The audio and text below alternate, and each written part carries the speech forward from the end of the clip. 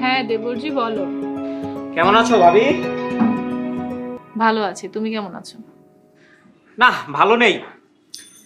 রাতে একদম ঘুমাতে পারছি না। তো তোমার ঘুম আবার কে কেড়ে নিল? না, কেউ কেড়ে নেয়নি, এমনি ঘুম আসে না রাতে।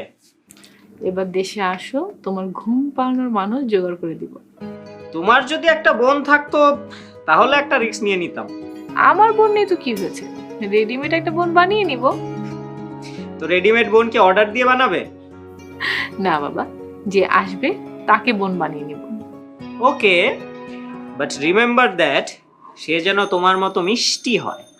আচ্ছা, আমি মিষ্টি এইটা তোমাকে কে বলেছে? ভাইয়া বলেছে। আচ্ছা, তোমার ভাইয়া বলেছে আমি মিষ্টি, তাই না? ফাজিল, ফোন রাখো।